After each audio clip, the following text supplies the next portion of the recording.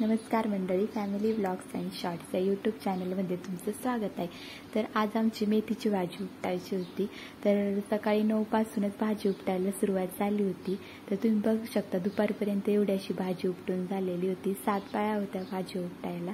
तर मेथीची भाजी कशी असते, थोडं ऊन लागलं तरी लगेच सुकती आणि थोडं पावसामुळे थोडीशी खालून ती ओली होती। म्हणजे ओली होती ती जरा सुकल्यानंतरच अशी घरामध्ये लावली, पण जी सुकलेली होती ती आधीच लावून घेतली, कारण ऊन जर लागलं तर मेथीची पानं सुकली जातात।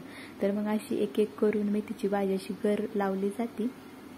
तर आम्ही ती अशी लावून घेतली होती। ज्या साईडने ऊन येत होतं त्या साईडने असं पडदा टाकला होता। जास्त जाड पण पडदा नाही, जमत नाही तर भाजी गुदमरते।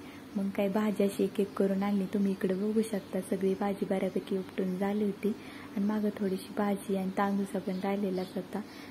तरी पण आज काय एका दिवसात भाजी उपटून होणार नव्हती, मग जेवढी होईल तेवढी आज मार्केटला न्यायची होती। मार्केट 5 वाजता असतं म्हणून 4 वाजताच गाडी फुल करून दिली। तर मग कशी आहे आमची भाजी नक्की सांगा। मग संध्याकाळी 4 वाजता बायांनी घरी जातात आणि त्यांच्यासाठी भाजी घेतली आणि मग आम्ही पण घरी निघालो। तर असेच ब्लॉग बघण्यासाठी चॅनलला सबस्क्राईब करा।